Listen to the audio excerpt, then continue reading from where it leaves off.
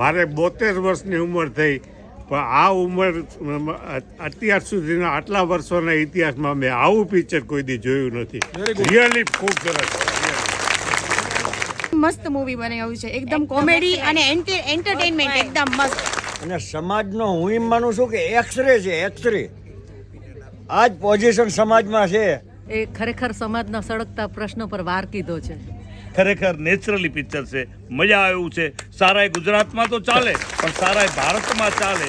અને હવે એવું થતું જાય છે કે હિન્દી મૂવી બંધ થઈ ગયા છે જોવાના. ગુજરાતી મૂવીઝ આપણે એટલા સરસ થવા માંડ્યા છે કે હવે હિન્દી મૂવી જોવાની જરૂર જ નથી લાગતી. એવો મેસેજ આપી જાય છે આપણને કે લગ્ન જીવનમાં બહુ મોડું ન કરવું જોઈએ.